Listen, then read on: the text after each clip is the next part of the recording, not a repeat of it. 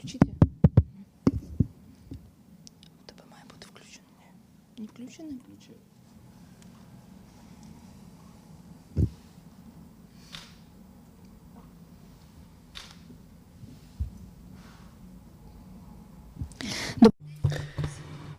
Good afternoon. I want to thank everybody who joins us. My name is Olha Atamanova, and it's my pleasure to see everybody who joins us in Ukraine Media Center Ukraine Forum today. It's year 11 of the war, and today is day 799 of the full-scale invasion of our homeland by Russian aggressor. And now we will be talking about the situation in our borders. We will be talking about unblocking of the borders and about the changes that will possibly take place in this sphere. So joining us today is Andrii Demchenko, the spokesperson for the State Bodyguard Service of Ukraine. Mr. Andrii, good afternoon. So let's start our conversation with the effect of unblocking the border. On the 29th of April, we've heard that in the last checkpost that was blocked, the unblocking happened. So what is the situation for the time being? Is it true that our cargo trucks and passenger cars may easily cross the border with Poland? Good afternoon, everybody. Well, when the blocking was going on for the cargo trucks, fortunately the Polish farmers did not block the passage of other categories of transport like buses, passenger cars. Obviously there were some hours, some days where they scaled up their activities, and back then the movement of their citizens was complicated too. But generally, they did not block the movement for their regular citizens. Talking about the cargo trucks, again, fortunately, now all of the checkposts are unblocked. A couple of days ago, the checkpost of Rava-Ruska, that was the last block, was unblocked last week.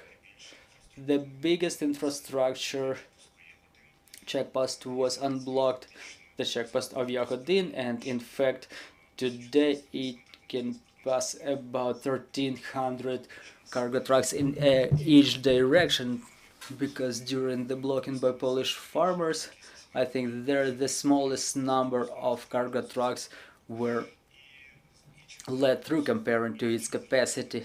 Then through Rava-Ruska and the previously unblocked Krakivets, Shehyni-Medyka, the cargo trucks are passing in accordance with the passing capacity in every checkpost, and of course there are no more lines that were observed before when the Polish farmers were blocking all of the 6 directions, and there might have been more than 3,500 vehicles in line. For example, now in Yahodin there are 200 trucks waiting to cross the border, but again, given the current capacity within this day, they will be all able to pass. And the same situation is in other checkposts, so we hope that the Polish farmers are not going to resume their blocking activities to block our cargo trucks, and the cargo flow will be going smooth in both directions in all of the checkposts. Well, in continuation of the topic of our border with the European Union, what's going on with the violators? In the mass media we hear about the situations with the people who were trying to cross the border with TISA. So what are the violations that you observe for the time being?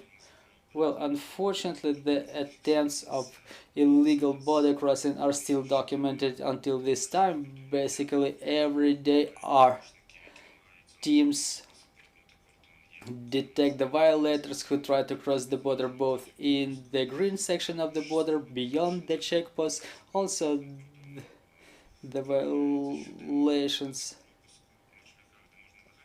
are being attempted in the checkposts too, when the violators use the counterfeit documents or they try to bribe the inspectors of the State Bodyguard Service. Some may be hiding in different sections of the vehicles trying to illegally cross the border, but again, the majority of the attempts is documented in the green section of the border.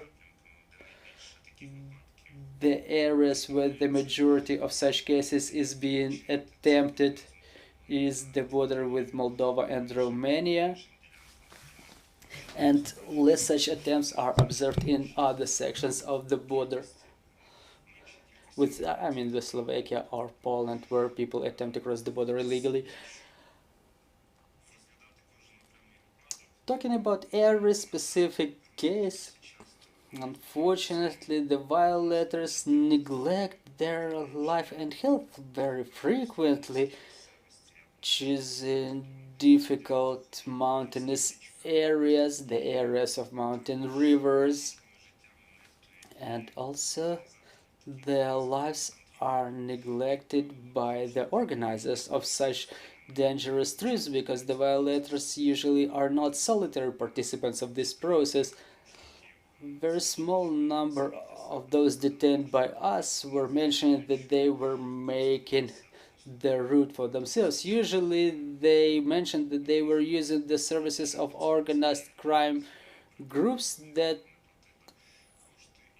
promised them to assist in crossing the border, for which they paid pretty good amounts. And it's a pity that instead of donating to the armed forces, they enriched that criminality which specializes in illegal trafficking of humans across the border. And even when those organizers brief the people, they forward them through difficult landscapes, including the mountain rivers. There were multiple cases when people come to the border section and they see that there is a river in front of them, and they realize they don't physically have force to overcome this obstacle, but those who dare to do it, very frequently for them it happens lethally, because people end up losing their lives. In the mountain rivers, our teams documented about, I think, 24 within this year, no, during the effect of the martial law, but talking about the lethal cases, the cases that resulted in death due to such illegal trips. So the number of such cases is about 30, is more than 30. Well, horrible statistics. Well, the mobilization law is supposed to come into effect this month. Is it going to change the rules for crossing the border? Well, the legislation contemplates that the government should bring their regulations in compliance with their requirements of the law on mobilization, and shortly it's about to happen, because the law comes into force on the 18th of May, and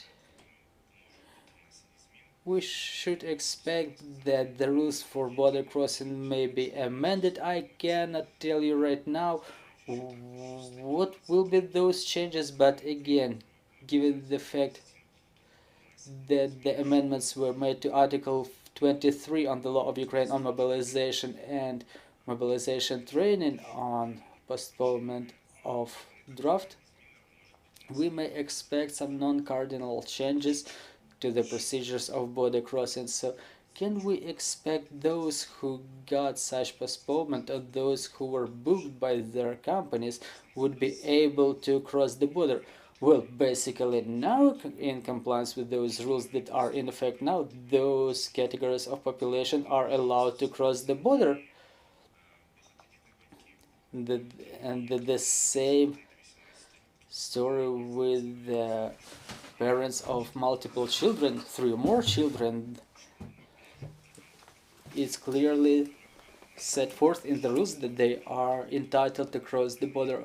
Also, those booked can cross the border, but they should have them included on the order of the Ministry of Economy, just like those people who go on a business trips, for example, provided the presence of the relevant documents.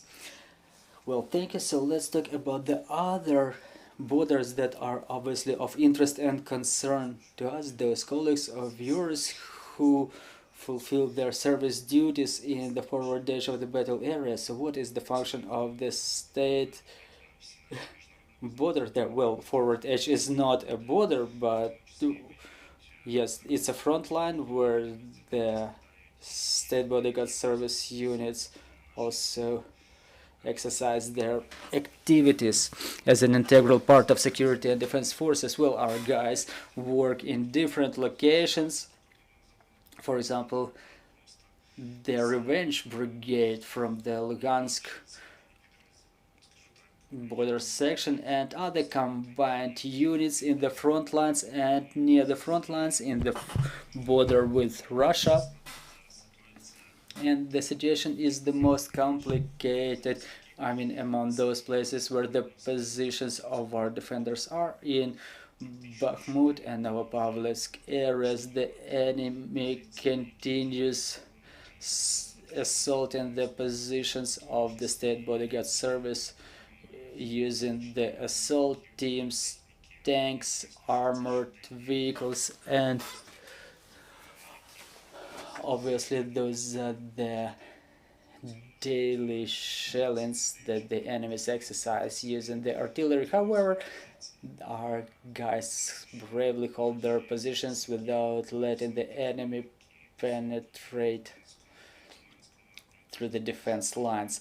Our defenders are also stationed in the south of our country, in Kupiansk direction and other areas. So talking about Sumy and Chernihiv section of the border with Russia, how active are the sabotage groups there? Well, the border with Russia is mostly characterized with the daily shellings. The enemy uses artillery, drones, aviation, and lately the majority of the shellings falls on the Kharkiv region, a little bit less in Sumy and even less in Sumy region.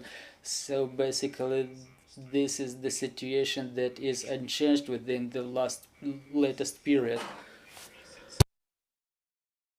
Comparing it to the previous month, we, I think, may observe some reduction of the number of shellings, but they still remain at the level of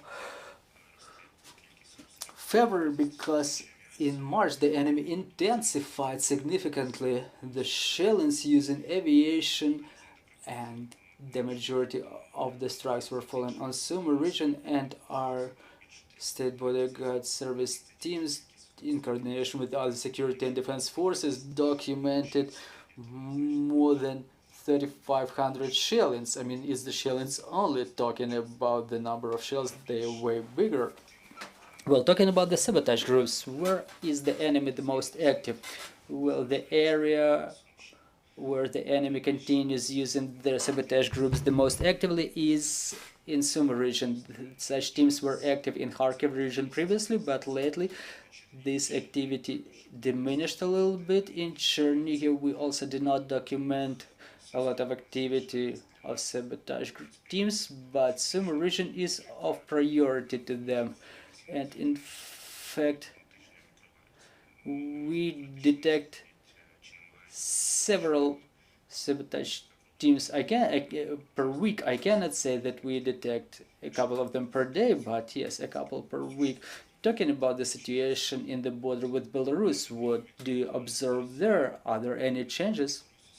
Well, unlike the border with Russia, the border with Belarus is under full control. We do not observe any activities that would evidence about any preparation of the threat for our country. First of all, Russia doesn't have the battle units stationed in there.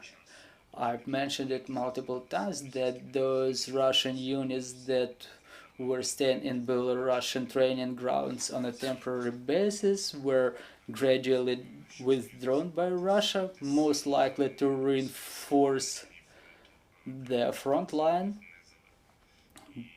but they did not bring any new units under rotation. So in fact Russia doesn't have any forces to prepare any repeated invasion to Ukraine. Also, we do not observe movement of material or personnel of the Belarusian army there, but again, nothing can be excluded because unfortunately Belarus continues supporting Russia in this war, and we still have to grow our defense capabilities along the borderline and along the front line, continuing to install fortifications to make sure that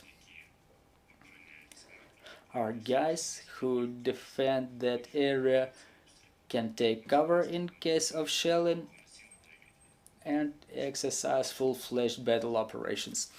Dear colleagues, let's proceed to the questions from the floor.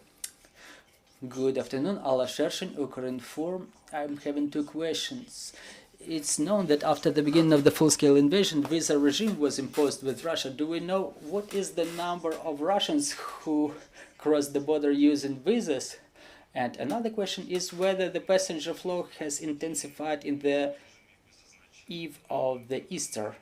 Yes, the visa regime is in place for the Russian citizens, but unfortunately I don't have any information about the number of obtained visa. I can prepare such information for the following briefing. On top of that, the visas are issued by our diplomatic institutions, our embassies, and in coordination with them we will be able to find out such information. But again, this number is infinitesimal.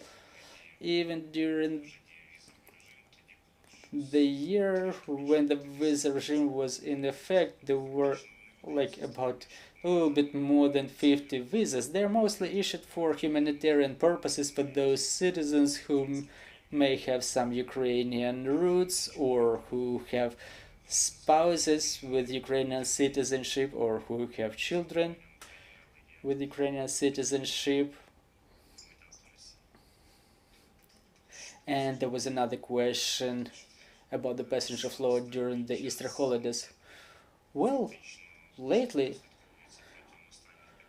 we can track it within the last 5 days. There is a tendency of growth of passenger flow. For example, last week it was fluctuating during the weekdays of 85,000 people in both directions, and there was no significant prevalence either on part of enter or exit. So starting from Saturday, the passenger flow has intensified. On Saturday it was about 110,000. On Sunday it was 105,000. Monday, Tuesday it reduced to 90,000, and yesterday it was about 95,000. But again, during this latest period, people are mostly coming into Ukraine. The citizens of Ukraine, 85% of those crossing the border are Ukrainians. And again, within these 5 days, the citizens of Ukraine crossed the border, entering to Ukraine 75,000 times more. So do you relate it to the holidays, or do you think that the mobilization law may have some relation to it? Well, I relate it to the Easter holidays because comparing to the Western Easter that was happening in the end of March, we were observing the same picture where there was a surge of inflow, and then there was no significant influence until this very moment that is currently related to the Easter holidays. Thank you very much for this information, dear colleagues. Do we have any more questions on the floor? Well, now that we do not have, thank you very much for joining our broadcast. Let me remind you, joining us was Andrii Demchenko, the spokesperson of the State Bodyguard Service of Ukraine, and we are currently working on our schedule for tomorrow, so stay tuned, and glory to Ukraine.